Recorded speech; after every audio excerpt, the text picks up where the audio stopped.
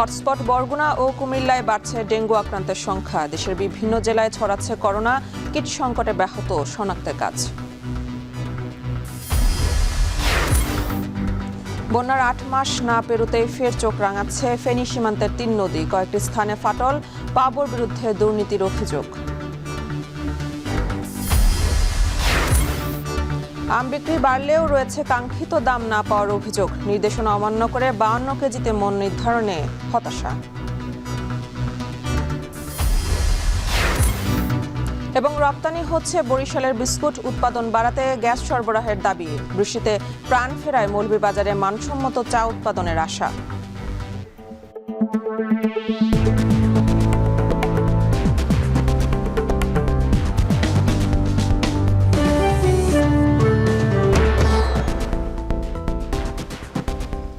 স্বাগত। এখন জনপথের পুরো আয়োজন জুড়ে সঙ্গে আছে আমি মেহেরিন অ্যানি। বরগুনার পর এবার কুমিল্লাকে ডেঙ্গুর হটস্পট ঘোষণা করা হয়েছে। জেলায় এপ্রিল থেকে এ পর্যন্ত আক্রান্ত ছাড়িয়েছে ৫০০ জন। এদিকে ডেঙ্গুর অন্যতম হটস্পট বরগুনায় আজ নতুন ৮২ জন সহ চলতি মৌসুমে ১৯৮৫ জন ডেঙ্গু আক্রান্ত হয়েছেন। এ নিয়ে আরও জানাতে কুমিল্লা থেকে মাসুদ আলম ও বরগুনা থেকে যুক্ত হচ্ছেন জিয়াদ মাহমুদ। প্রথমেই চলে যেতে চাই মাসুদ আপনার কাছে। মাসুদ, আপনি জানাবেন যে কুমিল্লার কোন কোন এলাকায় বেশি ডেঙ্গু আক্রান্ত এলাকা ঘোষণা করা হয়েছে, কোন কোন এলাকাগুলো, এবং আক্রান্ত মৃতের সবশেষ তথ্য জানাবেন।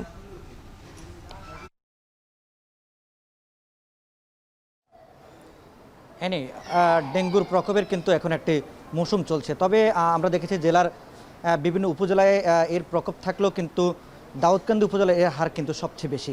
দাউদকান্দি পৌরসভার ২টি ওয়ার্ডকে কিন্তু এখন এর মধ্যেই হটস্পট হিসাবে ঘোষণা করা হয়েছে। বিশেষ করে দাউদকান্দি পৌরসভার ৫ এবং ৬ এই ২টি ওয়ার্ডের বেশ কিছু গ্রাম, বিশেষ এই কয়েকটি গ্রামের মধ্যে আবার দোলাইচর এবং সবজিকান্দি ২ গ্রামে যে পরিমাণ আক্রান্ত হয় সেটি কিন্তু আসলে একেবারে মহামারী আকার ধারণ করেছে বলে এখানকার যারা উপজেলা স্বাস্থ্য কমপ্লেক্সের কর্মকর্তা রয়েছেন তারা আমাদেরকে জানিয়েছেন। একই সঙ্গে উপজেলা প্রশাসন আমাদেরকে সেটি নিশ্চিত করেছেন। তারা বলছেন যে আসলে এপ্রিলের শুরু থেকে কিন্তু এই উপজেলায় আক্রান্ত হতে শুরু করে মানুষ ডেঙ্গুতে। তবে ঈদের আগে আপনার জুনের শুরু থেকে কিন্তু এর মাত্রা কিন্তু অনেকাংশে বেড়ে কিন্তু এখন খুব ভয়াবহ আকার ধারণ শুরু করেছে ডেঙ্গুতে। এখানকার যারা বাসিন্দা রয়েছেন তারা বলছেন যে আসলে সবজিকান্দি এবং দোলাচরে কিন্তু প্রতিটি ঘরে ঘরে কিন্তু আসলে ডেঙ্গু রোগে আক্রান্ত রোগী রয়েছেন। তবে এখানকার স্বাস্থ্য কর্মকর্তারা বলছেন যে পরিমাণ রোগী আক্রান্ত হচ্ছেন সে পরিমাণ কিন্তু রোগী চিকিৎসা নেওয়ার জন্য কিন্তু হাসপাতালে আসছেন না। এর মধ্যে কিন্তু দাউদকান্দিতে ডেঙ্গুতে আক্রান্ত হয়ে ঢাকায় চিকিৎসাধীন অবস্থায় মারা গিয়েছেন ৩ নারী। এই ঘটনার পথে কিন্তু আসলে উপজেলা জুড়ে কিন্তু এক ধরনের আতঙ্ক তৈরি হয়েছে। অতি ঝুঁকিপূর্ণ হিসাবে ঘোষণা করা হয়েছে পৌরসভার বেশ কয়েকটি এলাকা। তবে ৫ এবং ৬ নং ওয়ার্ডে কিন্তু এখন ডেঙ্গু প্রতিরোধে উপজেলা প্রশাসন এবং স্বাস্থ্য কর্মকর্তারা কিন্তু অভিযান চালাচ্ছেন। সেখানে আসলে মশক নিধনে নানান ধরনের কার্যক্রম তারা শুরু করেছেন। তারা বলছেন যে ডেঙ্গু প্রতিরোধে মানুষকে অবশ্যই শনাক্ত করে তারা হাসপাতালে এসে চিকিৎসা নিতে হবে, এটা চিকিৎসকদের পরামর্শ নিয়ে। তবে তারা বলছেন যে আসলে এই যে প্রকট আকার ধারণ করার মূল কারণ হচ্ছে যে যারা আক্রান্ত হয়েছিলেন শুরু থেকে তারা কিন্তু আসলে বাড়িতে থেকে আসলে চিকিৎসা নিতে গিয়ে কিন্তু আসলে ভয়াবহ আকারে তারা ভয়াবহ আকারে কিন্তু কবলে পড়েন। এতে করে তারা বলছেন যে আসলে চিকিৎসকদের পরামর্শ অবশ্যই জরুরি। তারা বলছেন যে এ পর্যন্ত শুধু 2টা ওয়ার্ডেই ৫ এবং ৬ নং ওয়ার্ডেই মূলত হচ্ছে যে ৫ শতাধিকের মতো রোগী মানুষ কিন্তু আসলে ডেঙ্গুতে আক্রান্ত হয়েছেন। তবে এই সংখ্যা প্রায় পুরো উপজেলাতে প্রায় ৬ শতাধিক। তবে এই ডেঙ্গু প্রতিরোধে তাদের কার্যক্রম অব্যাহত রয়েছে। তো এনেই ছিল কুমিল্লা থেকে সবশেষ। এবার ডেঙ্গুর আরও খবর জানতে চলে যাব বরগুনায় জিয়াদের কাছে। জিয়াদ, আপনি জানাবেন হাসপাতালে ডেঙ্গু রোগীর চাপ কেমন দেখছেন, এছাড়া ডেঙ্গু নিয়ন্ত্রণে সংশ্লিষ্টরা কি বলছেন?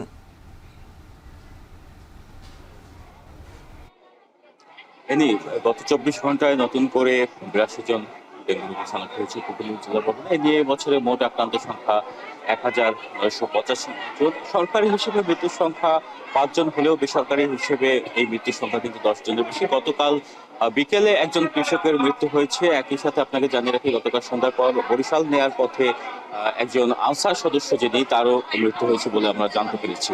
তো এখানে আক্রান্ত এবং মৃত্যুর সংখ্যা যেন কমছে না। এখানে আপনি দেখতে পাচ্ছেন যে স্বজনদের ভিড়ে এখানে যে চিকিৎসা কার্যক্রম কিছুটা ব্যাহত হচ্ছে বলে চিকিৎসকরা আমাদের জানিয়েছেন। এখানে প্রচুর স্বজনদের ভিড় এবং একজন রোগীর সাথে 3জন 4জন 5জন করেও স্বজন আসছেন। আরও একটি বিষয় যে দেশে করোনা সংক্রমণ ঘটেছে, এক্ষেত্রে যদি এখানে কোনো একজন করোনা রোগী এসে পড়েন তাহলে কিন্তু করোনার যে ঝুঁকি সেটি বহুলাংশে বেড়ে যাবে। এখানের যে হাসপাতালের মেঝে, সেই মেঝে পর্যন্ত কানায় কানায় পূর্ণ ডেঙ্গু রোগীতে।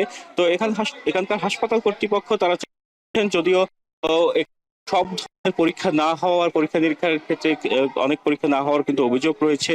হাসপাতাল কর্তৃপক্ষ চেষ্টা করছেন, তারা বলছেন যে কিট সংকট কাটিয়ে কিংবা চিকিৎসক সংকট কাটাতে তারা চেষ্টা করছেন। এবং একই সাথে পৌর প্রশাসন, জেলা প্রশাসন তারা কিন্তু আগের থেকে অনেকটাই যে বর্জ্য নিষ্কাশন কিংবা জলাবদ্ধতা নিরসনে ব্যাপকভাবে কাজ করছেন। এবং বৃষ্টি থাকায় আপনাকে জানিয়ে রাখি, গতকাল রাত থেকে এখন পর্যন্ত বৃষ্টি হচ্ছে। এই বৃষ্টি কিন্তু একদিকে একটি নতুন শঙ্কার জানান দিচ্ছে, কেননা বৃষ্টির পরে যে গরম তাতে কিন্তু এডিস মশা বংশ বিস্তার অনেকটা সহায়ক বলে জানিয়েছে। তাই জেলা প্রশাসন সার্বিক প্রচেষ্টা করছেন, তারা পরিষ্কার পরিচ্ছন্নতা অভিযান সহ সব ধরনের কার্যক্রম অব্যাহত রেখেছে। তো এই ছিল বরগুনা থেকে আমার কাছে সব সুস্থ। চট্টগ্রামে বাড়ছে করোনা আক্রান্তের সংখ্যা। এক সপ্তাহে একজনের মৃত্যু সহ আক্রান্ত হয়েছেন 28 জন। এদিকে ময়মনসিংহে করোনায় আক্রান্ত হয়েছে 5 জন। এ নিয়ে আরও জানাতে চট্টগ্রাম থেকে শোয়েব রহমান ও ময়মনসিংহ থেকে যুক্ত আছেন সহকর্মী ইমতিয়াজ আহমেদ। প্রথমে চলে যাব চট্টগ্রাম শোয়েবের কাছে। শোয়েব, আপনি জানাবেন এই করোনা রোগীদের চিকিৎসায় হাসপাতাল কর্তৃপক্ষের প্রস্তুতি কেমন, আর করোনা চিকিৎসায় কিট সংকট রয়েছে কিনা?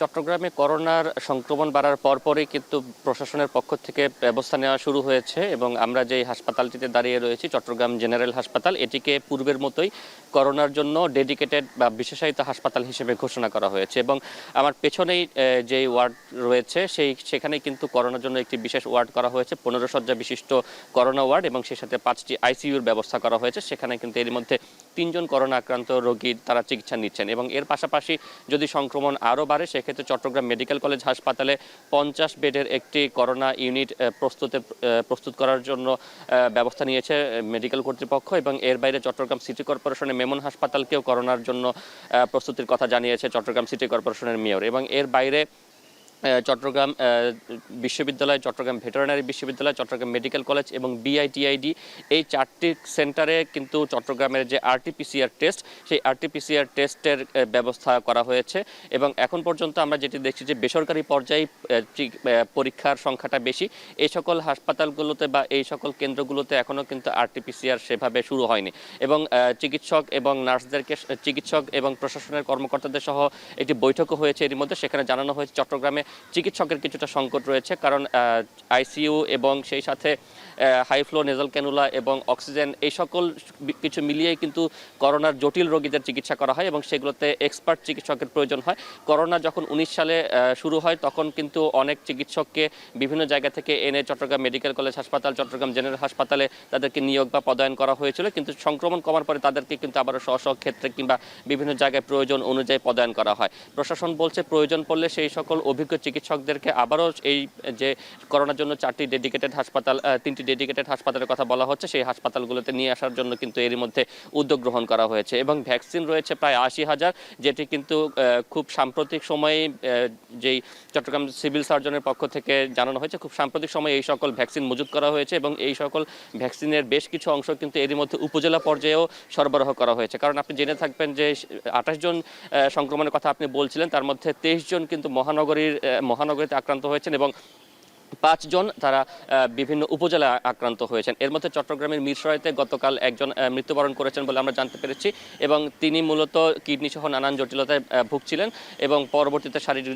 জটিলতায় বাসায় তিনি মৃত্যুবরণ করেন। তো প্রশাসনের পক্ষ থেকে বলা হচ্ছে আতঙ্কের কিছু নেই, তবে সবাইকে স্বাস্থ্যবিধি মেনে চলতে হবে এবং সে সাথে মাস্ক ব্যবহার সহ সচেতনতা অবলম্বন করতে হবে এবং আক্রান্ত হলে অবশ্যই চিকিৎসকের পরামর্শ নেওয়ার জন্য বলছেন প্রশাসন। তো চট্টগ্রাম থেকে এই ছিল আমার কাছে করোনার সবশেষ তথ্য।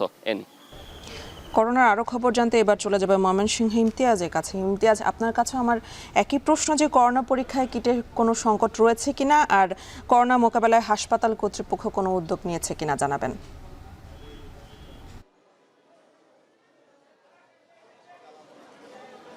এনি আপনি জানেন যে সারা দেশে কিন্তু করোনা আবারও চোখ রাখাচ্ছে এবং যেহেতু ভ্যারিয়েন্টের পরিবর্তন হয়েছে সুতরাং একটা আতঙ্ক তো সাধারণ মানুষের মধ্যে রয়েছে। ময়মনসিংহ মেডিকেল কলেজের বিষয়টি যদি আমি একটু বলতে চাই যে জুন মাসে 10 তারিখ থেকে এখানে নমুনা সংগ্রহ করা শুরু হয়েছে, বিশেষ করে অ্যান্টিজেন কিটের মাধ্যমে এখানে নমুনা সংগ্রহ করা শুরু হয়েছে এবং এর পরবর্তীতে আসলে প্রথম দিকে আইসিইউর অবস্থা বা আইসোলেশন সেন্টার এবং কিট এবং অ্যান্টিজেনের একটা সংকট ছিল, কিন্তু পরবর্তীতে স্বাস্থ্য অধিদপ্তরের নির্দেশনার পর আসলে হাসপাতালকে ঢেলে সাজানো হয়েছে। ময়মনসিংহ মেডিকেল কলেজ হাসপাতালের যে নতুন বিল্ডিং রয়েছে সেখানে 8 তলায় 20 শয্যা বিশিষ্ট আইসোলেশন সেন্টার করা হয়েছে এবং আইসিইউ প্রস্তুত করা রয়েছে। পাশাপাশি পিসিআর ল্যাব যেটি আসলে দীর্ঘদিনই করোনার পরবর্তী সময় থেকে আসলে অকার্যকর ছিল সেটি আবারও কার্যকর করা হয়েছে, সেখানে পরীক্ষা নিরীক্ষা চলছে। এখন পর্যন্ত আসলে কিটের কোনো সংকট আমরা দেখতে পাইনি। এই পর্যন্ত বিশেষ করে 10 জুনের পর থেকে 26 জনের করোনা পরীক্ষা নিরীক্ষা করা হয়েছে, নমুনা সংগ্রহ করা হয়েছে, যেখানে 5 জন করোনা রোগী শনাক্ত হয়েছে এবং 5 জনের মধ্যে একজনের অবস্থা একটু আশঙ্কাজনক ছিল, তিনি আইসিইউতে ছিলেন এবং গত 2-3 দিন আগেই সেখানে থেকে তিনি সুস্থ বাড়ি ফিরে গেছেন। এখন পর্যন্ত করোনা ওয়ার্ডে কোনো রোগী ভর্তি নেই বলে আসলে আমরা সংশ্লিষ্ট কর্তৃপক্ষদের কাছ থেকে জানতে পেরেছি এবং সকালে এখানে আসার পর যেটা আমরা দেখতে পেরেছি যে যেখানে নমুনা সংগ্রহ করা হচ্ছিল সেখানে এখন পর্যন্ত 8 জনের নমুনা সংগ্রহ করা হয়েছে, যেটার ফলাফল হয়তো পরবর্তীতে জানা যাবে যে নতুন করে আরও কোনো রোগী বেড়েছে কিনা। এবং আমাদের ইমার্জেন্সির সামনে রয়েছে এবং এখানে হাসপাতাল কর্তৃপক্ষ যেটা নিশ্চিত বলেছেন যে স্বাস্থ্য অধিদপ্তরের যে নির্দেশনা রয়েছে সবাইকে মাস্ক পরার যে নির্দেশনা রয়েছে, ডাক্তার, নার্স, কর্মকর্তা, কর্মচারী এবং সাধারণ রোগীদের স্বজনদের মাস্ক পরার যে একটা নির্দেশনা রয়েছে সেটি কিন্তু আমরা দেখতে পাচ্ছি যে অনেক ক্ষেত্রে অনেকে মাস্ক পরে যাচ্ছেন এবং অনেকে আবার মাস্ক খুলে রাখছেন বা মাস্ক ছাড়াই প্রবেশ করছেন। এই জায়গাগুলোতে একটু ব্যতিক্রমী চিত্র আমরা দেখতে পাচ্ছি। তবে সাধারণ যারা চিকিৎসক রয়েছেন তারা যেটা বলছেন যে আসলে আতঙ্কিত না হয়ে মূলত আসলে সচেতনতা বাড়াতে হবে। খুব বেশি যে জনসমাগম রয়েছে সেই জায়গাগুলোতে কম যাওয়া আসলে এবং স্বাস্থ্য বিশেষ করে যে পরিচ্ছন্নতার বিষয়গুলো রয়েছে, যে করোনা থেকে বাঁচার জন্য যে বিষয়গুলো রয়েছে সেগুলো মানার কথা বলছেন এবং ডাক্তারের পরামর্শ ছাড়া যথাযথ অ্যান্টিবায়োটিক না খাওয়া। এবং যেহেতু তীব্র তাপদাহ গেছে সুতরাং এর মধ্যে অনেকে ঠান্ডা জ্বর নিয়ে আসছেন এবং করোনা পরীক্ষা করাচ্ছেন। তো সব মিলিয়ে বলতে গেলে এখনও যেটা চিকিৎসকরা বলছেন যে এখনও ওইভাবে আসলে ময়মনসিংহে করোনার প্রাদুর্ভাবটা ওইভাবে ছড়ায়নি, তবে তারা সমস্ত পদক্ষেপই কিন্তু আসলে নিয়ে রেখেছেন। সব মিলিয়ে এই ছিল ময়মনসিংহ থেকে করোনা সর্বশেষ খবর আমার কাছে। দেশের বিভিন্ন জেলায় বাড়ছে করোনার প্রকোপ, সে খবরে জানাচ্ছিলেন সহকর্মীরা। 2024-এর ভয়াবহ বন্যার 8 মাস না পেরুতেই ফের চোখ রাঙাচ্ছে সীমান্তবর্তী 3 নদী। গেল বন্যায় ভেঙে যাওয়া বাঁধের বেশ কয়েকটি স্থানে দেখা দিয়েছে ফাটল। প্লাবন ও বন্যার আশঙ্কায় নির্ঘুম রাত পার করছেন নদী তীরবর্তী লাখো মানুষ। বাঁধের কাজে অবহেলা ও দুর্নীতির অভিযোগ পানি উন্নয়ন বোর্ডের বিরুদ্ধে। দুলাল তালুকদারের ক্যামেরায় সুলেমান ডালিমের প্রতিবেদনে বিস্তারিত। এই চিত্র 2024-এর বিপর্যয়কর বন্যার। গেল বছর ভারতের উজানের ঢল ও বৃষ্টির পানির তোড়ে ফুলগাজীর বৈরাগপুরে কহুয়া নদীর এই স্থানটিতে ভাঙন দেখা দেয়। ভেসে যায় ঘরবাড়ি, হুমকির মুখে পড়ে বাসিন্দাদের সম্পদ ও জীবন। জলমগ্ন ছিল গ্রাম থেকে শহর, গোটা জনপদ। ভয়াবহ সেই দুর্যোগের ক্ষত এখনো কাটিয়ে উঠতে পারেনি ফেনীবাসী। বন্যার দীর্ঘদিন পেরিয়ে গেলেও এখনো শেষ হয়নি বাঁধের কাজ। জিও ব্যাগগুলো পড়ে আছে রাস্তার উপর। গেল কয়েকদিনের বৃষ্টিতেই নড়বড়ে ও ঝুঁকিপূর্ণ হয়ে পড়েছে পরশুরামের বল্লার মুখা সহ বাঁধের ফুলগাজী পরশুরাম অংশের আরো 41টি স্থান। কিন্তু বরাদ্দ হিসেবে যে কাজটা যেভাবে হওয়ার কথা সে কাজটা হয় নাই। আমরা দেখেছি এখানে পানি উন্নয়নের সবচেয়ে বড় গাফিলতি। আর যেখান থেকে মাটি আনার কথা, বালি আনার কথা সেই দিকে না আনে একেবারে বেড়িবাঁধের গোড়া থেকে এবং মাটি বা উত্তোলন এবং বালি উত্তোলনের কারণে আবার বেড়ির মধ্যে আগের বছর আবার 10-এ। ওনারা কি এমন কোন অনুমতি আছে যে নদীর ভিতরে থেকে মাটি কাটিয়ে বেড়িবাঁধ বাঁধার, আর অথবা মাটির যেখানে বাংলার মুখ থেকে মাটি নিয়ে বাংলাটা বাঁধে? নদী তীরবর্তীরা বলছেন মুহুরী কহুয়া সিলোনিয়া নদীর পুরো বাঁধটি নাজুক অবস্থায় রয়েছে। বর্ষা মৌসুমে নদীর পানির চাপে যে কোনো সময় এই বাঁধ ভেঙে যাওয়ার আশঙ্কা রয়েছে। আর তাই দ্রুত সময়ের মধ্যে বাঁধ নির্মাণ না হলে ঝুঁকির মধ্যে পড়বে প্রায় 30 থেকে 40 হাজার বাসিন্দা। এগুলো দিয়ে এখন পানি বাড়লে পানিগুলো ডুববে, হাতে পানি ডুববে, মানুষের ঘর বাড়ি আবার বন্যা ডুবে যাবো, আবার খাই করতে যাবো। কোনো রাস্তা কোনো বান্ধা যায় না, রাস্তা কোনো ভাঙ্গা রয়েছে। এখন আমরা পরিস্থিতি আমরা চলতে ফিরতে পারি না। ওটা বন্যা গেছে 1 বছর হয়ে গেছে, আপনার এই রাস্তা কোনো সংস্কার করতেছে না। আমাদের রাস্তাটা, আমরা কিভাবে চলাচল করবো, নদীর পানি আবার বাড়তেছে, আপনারা একটু কাইন্ডলি দেখতেছেন, আমরা অনেক ভয়ের ভিতরে আছি এই রাস্তাটার কারণে। বাঁধের কাজে নয়-ছয় ও দুর্নীতির অভিযোগ উঠলেও ভিন্ন সুর পানি উন্নয়ন বোর্ডের। প্রকল্পের পুনর্বাসন প্রকল্প আমরা ইতিমধ্যে দাখিল করছি ৭,৩৪০ কোটি টাকার। এই প্রকল্পটা পুনর্বাসন না হওয়ার আগ পর্যন্ত আমরা কখনোই এই ফুলগাজী পরশুরামের বন্যা নিয়ন্ত্রণের জন্য এখানকার দুর্ভোগ শেষ হবে না। একটু ভারী বন্যা হইলেই এখানে বাঁধ ভেঙে মানুষের দুর্ভোগ আসতে পারে। গেল বছরের বন্যায় ফেনীর মুহুরী কহুয়া সিলোনিয়া নদীর ১২২ কিলোমিটার দীর্ঘ বন্যা নিয়ন্ত্রণ বাঁধে ভাঙন দেখা দিয়েছে ১০২টি স্থানে। বাঁধের ভেঙে যাওয়া অংশ মেরামত করতে সরকারের ২০ কোটি ৬৮ লাখ টাকা ব্যয় হয়েছে বলেও জানান পানি উন্নয়ন বোর্ড। মুহুরী কহুয়া নদী বন্যা নিয়ন্ত্রণ বাঁধ নির্মাণে প্রায় ৪,৫০০ কোটি টাকার একটি খসড়া প্রস্তাবনা তৈরি করেছে পাউবো। এ প্রস্তাবনায় যুক্ত হয়নি প্রয়োজনীয় ভূমি অধিগ্রহণ ব্যয়। তবে সংশ্লিষ্ট কর্মকর্তা ও বিশেষজ্ঞদের মতে অধিগ্রহণ সহ প্রকল্প ব্যয় ১০,০০০ কোটি টাকা ছাড়িয়ে যেতে পারে। বাঁধের মেরামতের এই চিত্র ১২২ কিলোমিটার জুড়ে বিভিন্ন এলাকায়। স্থানীয়রা বলছেন প্রতি বছরই বর্ষা এলে নদী ভাঙে আবার মেরামত হয়, কিন্তু তাদের ভাগ্যের পরিবর্তন হয় না। তাদের যে ভোগান্তি, সেই ভোগান্তির চিত্র পাল্টায় না। তারা বলছেন একটি টেকসই বাঁধ তাদের দীর্ঘদিনের ভোগান্তির জীবন থেকে মুক্তি দিতে পারে। সুলাইমান ডালিম, এখন ফেনী। কন্টেইনার হ্যান্ডেলিংয়ে রেকর্ড করেছে চট্টগ্রাম বন্দর। জুলাই আন্দোলন, বন্যাসহ নানা প্রতিকূলতার মধ্যেও ১৫ জুন পর্যন্ত প্রায় ৩১.৫ লাখ TEUs কন্টেইনার হ্যান্ডেলিং করেছে দেশের প্রধান এই সমুদ্র বন্দর। এ নিয়ে আরও জানাতে যুক্ত হচ্ছেন সহকর্মী হাজেরা শিউলি। শিউলি, নানা প্রতিকূল পরিস্থিতির মাঝেও কন্টেইনার হ্যান্ডেলিংয়ের রেকর্ড কিভাবে সম্ভব হলো, আর ঈদ পরবর্তী সময়ে বন্দরের সার্বিক কার্যক্রম কেমন চলছে জানাবেন।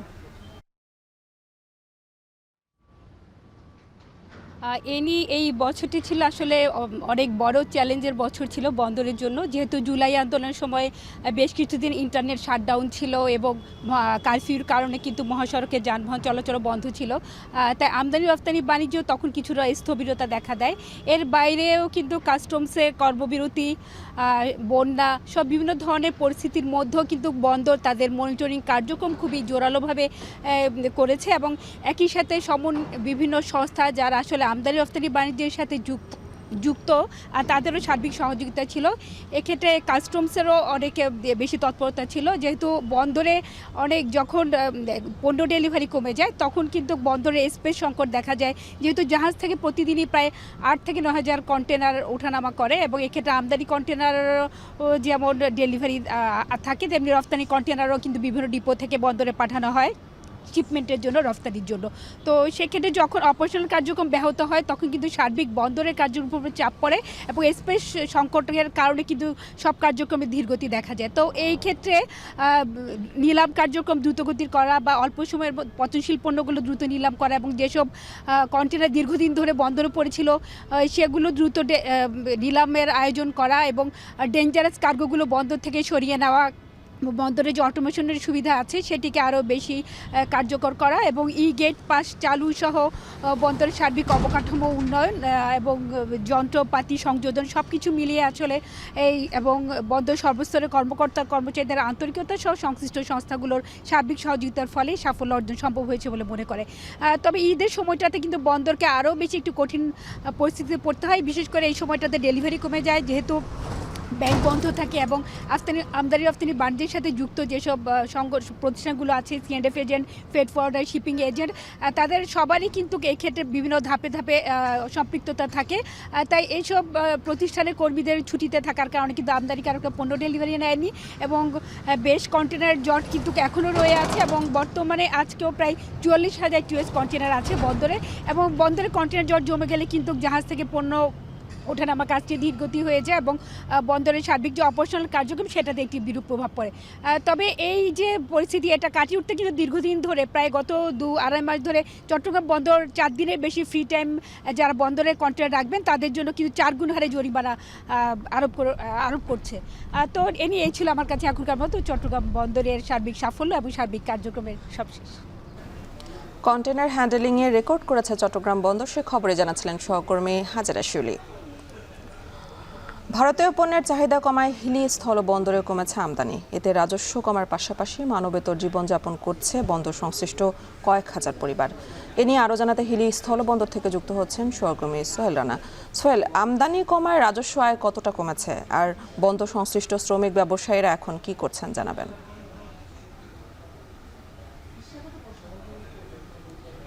আমার পিছনের ফাঁকা দৃশ্য দেখেই বোঝা যাচ্ছে যে আসলে কতটা আমদানি বাণিজ্য কমেছে হিল স্থল বন্দরে। এবং এই স্থল বন্দরে একটা সময় এই যে বন্দরের যে মাঠটি রয়েছে এটি কিন্তু ভারতীয় পণ্যবাহী ট্রাক এবং বাংলাদেশের পণ্যবাহী ট্রাকে পরিপূর্ণ থাকতো, এবং ব্যবসায়ী শ্রমিক থেকে শুরু করে আসলে সকলের পদচারণায় মুখরিত ছিল বন্দরটি। সেটি এখন কিন্তু অনেকটাই মুখ থুবড়ে পড়েছে, এবং বলা চলে যে এক প্রকার বন্ধের পথে আর কি, বন্দরের কার্যক্রম এরকম আর কি পরিস্থিতি তৈরি হয়েছে। এতে করে সবচেয়ে চরম বিপাকে পড়েছেন, মানবতার জীবনযাপন করছেন বন্দর সংশ্লিষ্ট যারা শ্রমিক রয়েছেন, এবং বিভিন্ন সিএনএফ এজেন্ট অ্যাসোসিয়েশনের যারা কর্মচারী রয়েছেন তারা রয়েছেন, এবং বন্দরের আশপাশের যে খাবার হোটেলগুলো রয়েছে সেই হোটেলও অনেক বন্ধ হয়ে যাচ্ছে।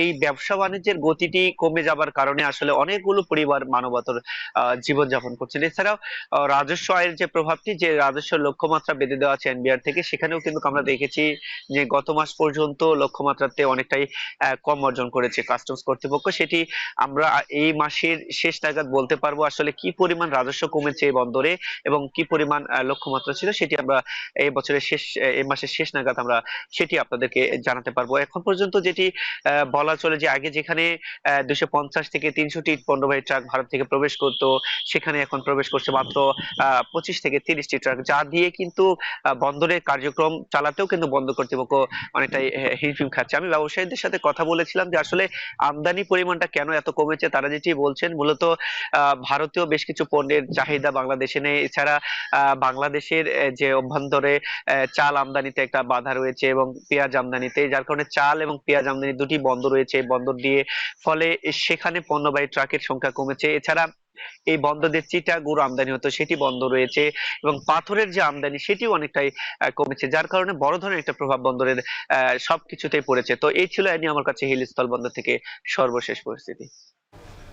হিল স্থল বন্দরে কমেছে আমদানি, সে খবরে জানাচ্ছিলেন সহকর্মী সোহেল রানা। বরিশালে উৎপাদিত বিস্কুট এখন রপ্তানি হচ্ছে, তবে উৎপাদন খরচ কমাতে ভোলার গ্যাস সরাসরি এই অঞ্চলে আনার দাবি ব্যবসায়ীদের। শ্রমসচিব বলছেন সরকারের সহযোগিতা ও তদারকির মাধ্যমে এই শিল্পকে আরও সমৃদ্ধ করা সম্ভব। মাহমুদুন নবীর তোলা ছবিতে অমিত হাসানের প্রতিবেদনে বিস্তারিত। বরিশাল দক্ষিণাঞ্চলের প্রাণকেন্দ্র, যা শুধু প্রাকৃতিক সৌন্দর্যের জন্য নয় বরং অর্থনৈতিক উন্নতির জন্যও বেশ পরিচিত। এখানকার বিস্কুট শিল্প দেশের চাহিদা মিটিয়ে রপ্তানি হচ্ছে আমেরিকা, বাহরাইন, দুবাই ও সৌদি আরব সহ বিশ্বের বিভিন্ন দেশে। 1980 সালে বরিশাল বিসিক শিল্পনগরীতে 1 একর 13% জায়গা নিয়ে যাত্রা শুরু করে বেঙ্গল বিস্কুট লিমিটেড। উৎপাদন প্রক্রিয়া শুরু হয় কাঁচামাল প্রস্তুতির মাধ্যমে। প্রধান উপাদান হলো গিয়ে ময়দা, চিনি, ডালডা, তারপর যে ডিম, মিল্ক পাউডার, এগুলো আমাদের এখানে প্রধান কাঁচামাল হিসাবে ব্যবহৃত হয়। ল্যাব টেস্ট করে আমরা উৎপাদন বিভাগকে হস্তান্তর করি। উৎপাদন বিভাগ তা আমাদের এসওপি মেনটেন করে উৎপাদন করে থাকে। বরিশাল নগরীর বাসিন্দা তামান্না। ঊর্ধ্বগতির এই বাজারে স্বামীর একারায়ে সংসার চালাতে কষ্ট হয়, তাই গত 12 বছর ধরে কাজ করছেন এই বিস্কুট কারখানায়। বেতন ভাতা ওভারটাইম পাওয়ায় খুশি এখানকার কর্মীরাও। আমরা দুইজনে একই সাথে একই কোম্পানিতে চাকরি করি, এখান থেকে আমরা অনেক সুযোগ সুবিধা পাই। 8 ঘন্টা ডিউটি, 8 ঘন্টায় আমার 10,000 টাকা বেতন, আর যদি প্রয়োজন হয় ওভারটাইম করি তাতে আরো 2,000 টাকা পাই। আমরা নাইট অ্যালাউন্স পাইতে আছি, তারপর আমাদের প্রতিদিন খাবার ব্যবস্থা আছে। 1984 সাল থেকে বিস্কুট উৎপাদন করছে বরিশালের এই বেঙ্গল বিস্কুট ফ্যাক্টরি। শুরুতে 150 জন কর্মী নিয়ে কাজ শুরু করলেও বর্তমানের কর্মী সংখ্যা প্রায় 1000 জন। তবে বর্তমান বাজারে টিকে থাকা দুষ্কর হয়ে পড়েছে উৎপাদন খরচ বৃদ্ধির কারণে।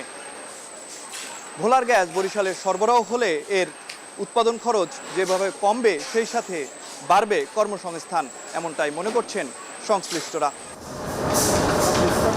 বেঙ্গল বিস্কুট লিমিটেড প্রতি মাসে গড়ে 6 থেকে 7 কোটি টাকার পণ্য উৎপাদন করছে। তবে প্রতিযোগিতার বাজারে উৎপাদন খরচের সাথে তাল মিলিয়ে টিকে থাকা কঠিন হয়ে পড়েছে। সেক্ষেত্রে নিরবিচ্ছিন্ন বিদ্যুৎ ও গ্যাস সরবরাহ হলে ব্যয় কমে আসবে প্রায় 60%। ন্যাচারাল গ্যাসের সংযোগ না থাকায় এবং নিরবিচ্ছিন্নভাবে বিদ্যুৎ না পাওয়ায় আমাদের উৎপাদন ব্যাহত হচ্ছে এবং উৎপাদন কষ্ট অনেক বৃদ্ধি পাচ্ছে আমাদের প্রতিযোগীদের তুলনায়। এই কারণে আমরা বাজারে পিছিয়ে যাচ্ছি। আমাদের প্রাণের দাবি বরিশালে আমাদের ন্যাচারাল গ্যাসের লাইন দেওয়া হোক। বিসিক কর্মকর্তারা বলছেন, বিদ্যুৎ ও গ্যাসের বিষয়টি ঊর্ধ্বতন কর্তৃপক্ষকে জানানো সহ সরকারের কাছে আবেদন করা হয়েছে, যাতে দ্রুত বরিশাল বিসিক নগরীতে গ্যাস সরবরাহ করা হয়। শুধু বেঙ্গল নয়, এখানে অন্যান্য অনেক প্রতিষ্ঠানই গ্যাসের জন্য গ্যাসের চাহিদা প্রকাশ করেছেন এবং গ্যাসের প্রয়োজন সে প্রেক্ষিতে আমরাও খুব বেশি উপলব্ধি করছি। এজন্য আমরা গ্যাসের চাহিদা বিভিন্ন সময়ে আমরা ঊর্ধ্বতন কর্তৃপক্ষকে অবহিত করছি। আমরা বিদ্যুতের বিষয়ে বিদ্যুৎ বিভাগের সাথে বিভিন্ন সময় কথা বলি বা তারা যাতে বিদ্যুৎ সাপ্লাইটা দেয়।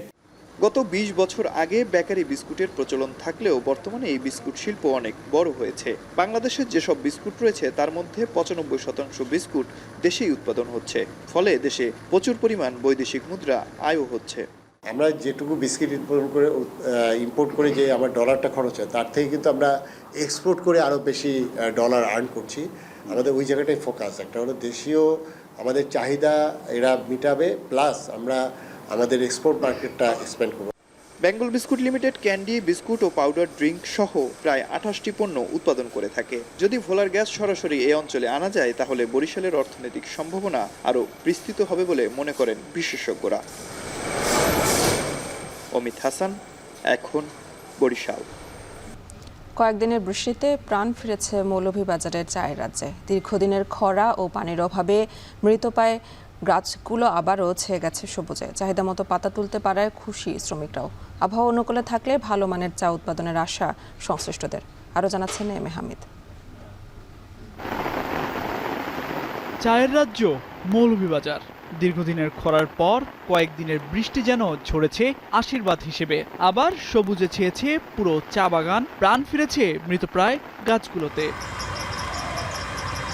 শ্রমিকরা জানান, সেচ ব্যবস্থা না থাকায় মৌসুমের শুরুতে ৩ দফায় খরাতে পুড়ে বেশিরভাগ গাছের পাতা। এতে সবচেয়ে বেশি বিপাকে পড়েন তারা। দিনে ৪ থেকে ৫ কেজির বেশি ভালো পাতা উত্তোলন করতে পারতেন না। তবে টানা কয়েকদিনের বৃষ্টিতে নতুন পাতা গজানোয় খুশি শ্রমিকরা। বৃষ্টির আগে মনে করেন যে পাতা তেমন ছিল না, মনে করেন ১.৫ কেজি ২ কেজি, আর বর্তমানে বৃষ্টি হওয়ার পরে মোটামুটি বাড়ছে আর কি। যদি বৃষ্টি বেশি হয় তা আমরা বেশি পাতা তুলতাম, বেশি টাকা পাই। ৫ কেজি থেকে ১০ কেজি, আজকে তুললাম 5 কেজি, কালকে আবার 10 কেজি তুলে দিবে। এদিকে খরার কারণে চায়ের গুণগত মান কমে যায়। এতে কাঙ্ক্ষিত দাম পাওয়া যাচ্ছিল না বলে জানান ব্যবসায়ীরা। তবে বৃষ্টির কারণে ভালো মানের চায়ের পাশাপাশি কাঙ্ক্ষিত দাম পাওয়া যাবে বলে আশাবাদী তারা। চা প্রোডাকশন বাড়বে যেহেতু বৃষ্টি পেয়ে, এবং ইতিমধ্যেই বাগানে সেকেন্ড ফ্লাশ চলে আসছে। সুতরাং আমি মনে করি যে এখন চা প্রোডাকশনটা বেড়ে যাবে। বৃষ্টির কারণে আমরা দেখতেছি মোটামুটি চা প্রোডাকশন বর্ধিত হচ্ছে, খুব ভালো রেট পাওয়া যাবে। যেহেতু প্রোডাকশনও ভালো হবে, এই হিসাবে রেটও ভালো পাওয়া যাবে। সংশ্লিষ্টরা বলছেন, অধিক খরার কারণে গত বছরের তুলনায় এবছর ১৫% কম উৎপাদন হয়েছে। তবে এবছর উৎপাদন বাড়ানোর চেয়ে গুণগত মান ধরে রাখার বিষয়ে গুরুত্ব দিচ্ছেন তারা। তো আশা করি যদি আমরা কোয়ালিটির উপরে যদি জোর যদি দিই এবং সবাই যদি কোয়ালিটি যদি আমরা যদি খুবই আমরা নজর যদি দিই, তো সেক্ষেত্রে আমাদের প্রোডাকশন কিছু কমে আসবে। তো প্রোডাকশন যদি কমে যদি আসে, আশা করি আমাদের প্রাইস এবং আমাদের যে মার্কেট ডিমান্ডটা আশা করি ঠিক থাকবে আর কি। এবছর জেলায় চা উৎপাদনের লক্ষ্যমাত্রা ধরা হয়েছে ১,০৩,০০০ টন। আবহাওয়া অনুকূলে থাকলে লক্ষ্যমাত্রা অর্জন করা সম্ভব বলে আশাবাদী বাগান মালিকরা। এখন মৌলভীবাজার। দিনাজপুরে আলাদা সড়ক দুর্ঘটনায় 2 মোটরসাইকেল আরোহী ও 1 ট্রাক চালক নিহত হয়েছেন। ফুলবাড়ি ও বাজিতপুর এলাকায় এই দুর্ঘটনা ঘটে। পুলিশ জানায়, সকাল 6:45টার দিকে বৃষ্টির মধ্যে ফুলবাড়িমুখী মোটরসাইকেলের সাথে দিনাজপুরগামী ট্রাকের সাথে ধাক্কা লাগে। এতে ঘটনাস্থলে একজন নিহত হন। আরেকজনকে উদ্ধার করে পরে হাসপাতালে নেওয়ার পথে তারও মৃত্যু হয়। এছাড়া জেলার নবাবগঞ্জের বাজিতপুর এলাকায় মধ্যরাতে দাঁড়িয়ে থাকা ট্রাকে অন্য একটি ট্রাক ধাক্কা দিলে এর চালক নিহত হন।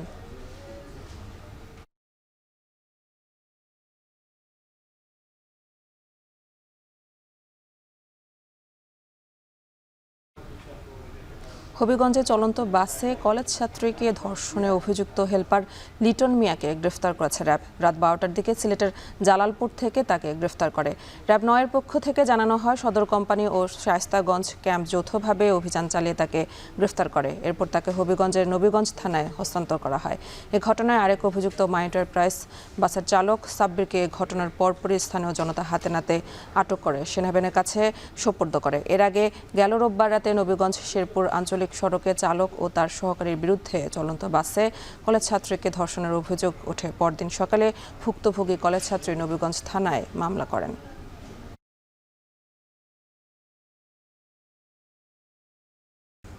গাজীপুরের টঙ্গীর মাজার বস্তিতে অভিযান চালিয়ে 24 জনকে আটক করেছে যৌথ বাহিনী। জব্দ করা হয়েছে মাদক গ্রহণের নানা ধরনের সরঞ্জামাদি সহ বিভিন্ন মাদকদ্রব্য। বিস্তারিত প্রতিবেদনে। মঙ্গলবার গভীর রাতে টঙ্গীর মাজার বস্তিতে মাদক বিরোধী বিশেষ অভিযান পরিচালনা করে সেনাবাহিনীর উত্তরা ক্যাম্প ও টঙ্গী পশ্চিম থানা। এই অভিযানে কয়েকটি দলে ভাগ হয়ে পুরো বস্তি ঘিরে ফেলে যৌথ বাহিনী। মাদক কারবারিতে জড়িত থাকার অভিযোগে সেখান থেকে 24 জনকে আটক করা হয়।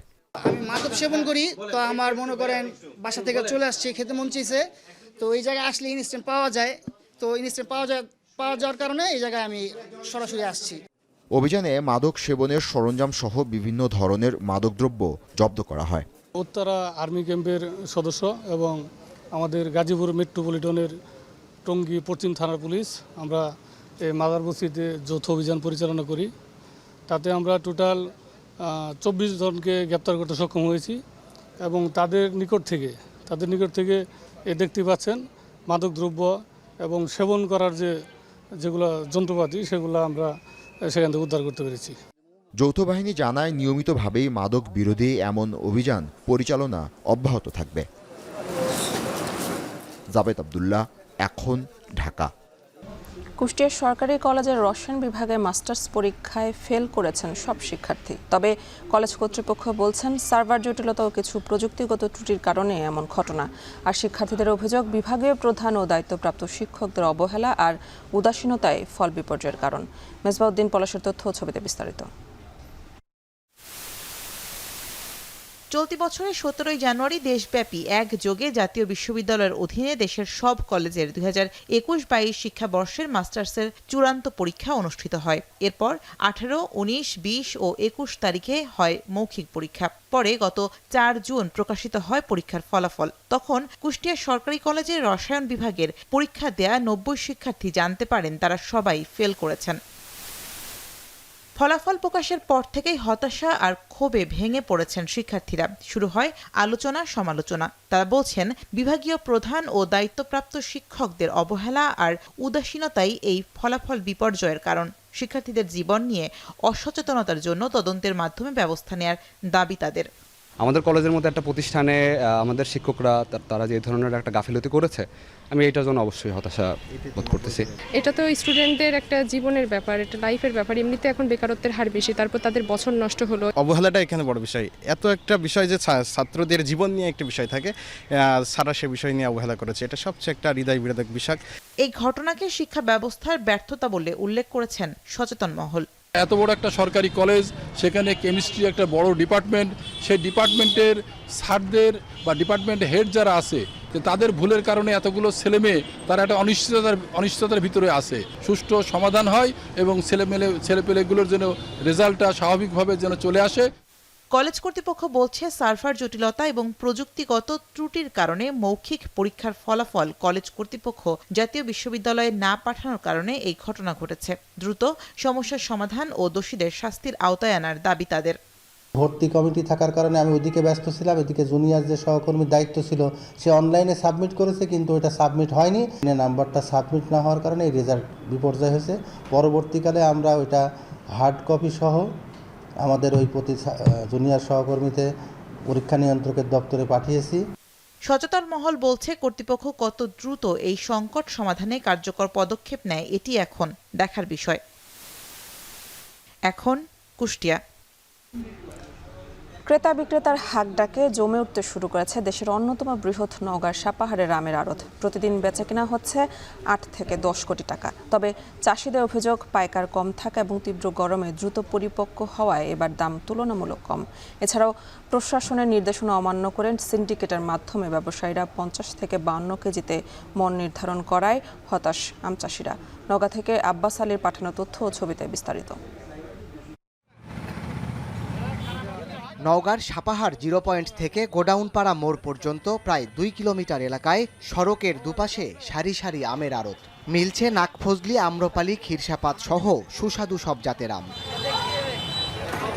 এসব আড়তের সামনে ক্যারেট বোঝাই আম নিয়ে চাষিদের অপেক্ষা। তবে ব্যবসায়ী ও পাইকারদের আনাগোনা কম থাকার প্রভাব পড়েছে বিক্রিতে। এছাড়া তীব্র গরমের কারণে দ্রুত আম পরিপক্ক হওয়ায় দামও বেশ কম। চাষিরা বলছেন, গেল মৌসুমের তুলনায় এবার আমের দাম প্রায় অর্ধেক। নাকফজলি যাচ্ছে 1500 থেকে 2000 টাকা মন, খিরসা যাচ্ছে 1200 থেকে 1500 টাকা মন, আর রূপালি যাচ্ছে 2000 থেকে 3000 টাকা মন।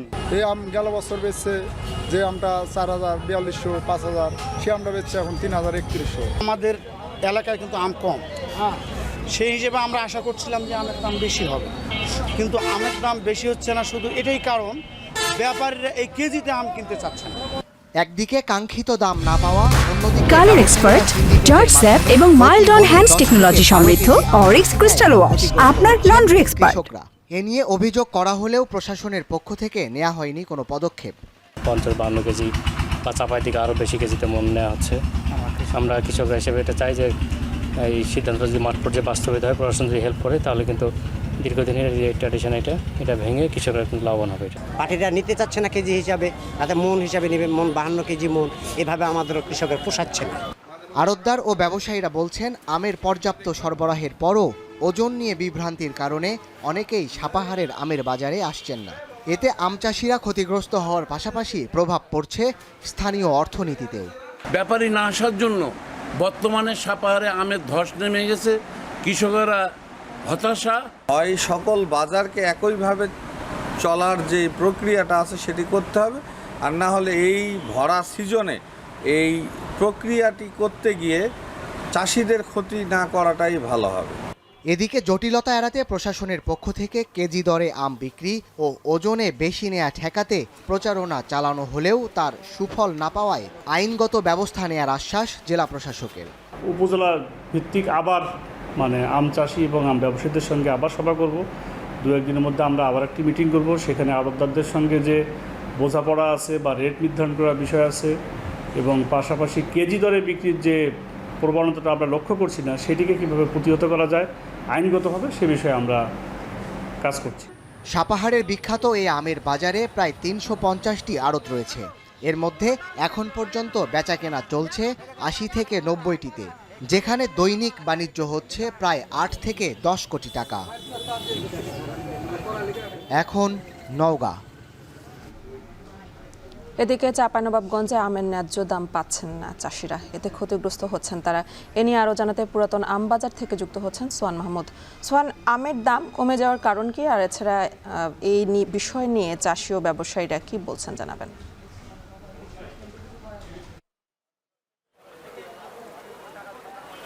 সকাল থেকে আমরা অবস্থান করছি চাঁপাইনবাবগঞ্জের পুরাতন আমবাজারে। এখানে এসে সকাল থেকে দেখলাম গুড়ি গুড়ি বৃষ্টি হচ্ছে এবং চাষিরা সকাল থেকে আম গাছ থেকে নামিয়ে বাজারে এসেছেন। তবে এখানে তারা ন্যায্য দাম পাচ্ছে না। তারা বলছেন যে টাকা তাদের উৎপাদন খরচ হয়েছে, তার থেকে অনেক কম দামে আম বিক্রি করতে হচ্ছে। এখন বর্তমানে 3 থেকে 4 জাতের আম বিক্রি হচ্ছে। ক্ষীরসাপাত, ল্যাংড়া, এছাড়াও লক্ষণভোগ জাতের আম আমরা এসে দেখতে পেয়েছি। লক্ষণভোগ জাতের আম 6 থেকে 700 টাকা মন দরে বিক্রি হচ্ছে এবং ক্ষীরসাপাত আম বিক্রি হচ্ছে 2 থেকে 2500 টাকা মন দরে। এছাড়াও এখানকার ল্যাংড়া আম বিক্রি হচ্ছে 1500 থেকে 2000 টাকা মন দরে। তবে এ দামে আম বিক্রি করে চাষিরা বলছেন তাদের উৎপাদন খরচ উঠছে না। চাষিরা অভিযোগ করছেন যে বিদেশে আম রপ্তানি হওয়ার কথা, কিন্তু সেই পরিমাণে আশানুরূপ বিদেশে আম রপ্তানি করা সম্ভব হচ্ছে না। এক্ষেত্রে আমের দাম কমে যাচ্ছে। এখানকার আম সংশ্লিষ্ট যারা রয়েছে তাদের সাথে আমাদের কথা হয়েছিল, তারা বলছেন চাহিদার চেয়ে উৎপাদন বেশি, এজন্য মূলত চাষিরা ন্যায্য দামে আম বিক্রি করতে পারছেন না। এছাড়াও চাষিরা বলছেন কীটনাশক খরচ দিন দিন বাড়ছে, এছাড়াও দিন দিন যেহেতু সার কীটনাশক এবং বালাইনাশকের দাম বৃদ্ধি পাচ্ছে, সেক্ষেত্রে আমের দাম সে হারে বাড়ছে না, এতে ক্ষতিগ্রস্ত হচ্ছে চাষিরা বলছেন 1 মণ আম উৎপাদনে তাদের খরচই হয়েছে প্রায় 1100 থেকে 1300 টাকা পর্যন্ত, যা বিক্রি করছেন এখন 1500 টাকা। এছাড়াও তারা বলছেন যে এখানে বাগান থেকে আম নিয়ে আসতে তাদের খরচ হয়ে যায় 3 থেকে 400 টাকা, সেক্ষেত্রে তাদের 1 মণ আমে 3 থেকে 400 টাকা পর্যন্ত লোকসান গুনতে হচ্ছে। এনি চাঁপাইনবাবগঞ্জের পুরাতন আমবাজার থেকে ছিল আমার কাছে সর্বশেষ। চাঁপাইনবাবগঞ্জে আমের ন্যায্য দাম পাচ্ছেন আম চাষিরা, সে খবরে জানাচ্ছিলেন সহকর্মী সোহান মাহমুদ। শেষ করবে এখন জনপদে, তবে তার আগে শিরোনামগুলো আরও একবার। হটস্পট বরগুনা ও কুমিল্লায় বাড়ছে ডেঙ্গু আক্রান্তের সংখ্যা। দেশের বিভিন্ন জেলায় ছড়াচ্ছে করোনা, কিট সংকটে ব্যাহত শনাক্তের কাজ। বন্যার 8 মাস না পেরোতেই ফের চোখ রাঙাচ্ছে ফেনী সীমান্তের 3 নদী। কয়েকটি স্থানে ফাটল, পাবর বিরুদ্ধে দুর্নীতির অভিযোগ। আম বিক্রি বাড়লেও রয়েছে কাঙ্ক্ষিত দাম না পাওয়ার অভিযোগ। নির্দেশনা অমান্য করে 52 কেজিতে মন নির্ধারণে হতাশা।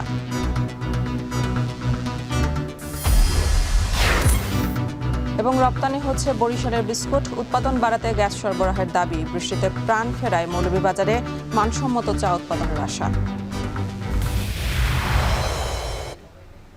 শেষ করছে এখন জনপদে। এখন টেলিভিশন ওয়েবসাইটে দেখতে ভিজিট করুন www.ekhon.tv। এছাড়া ফেসবুকে দেখতে ভিজিট করুন facebook.com/tv.ekhon এবং ইউটিউবে দেখতে ভিজিট করুন youtube.com/c/ekhon tv।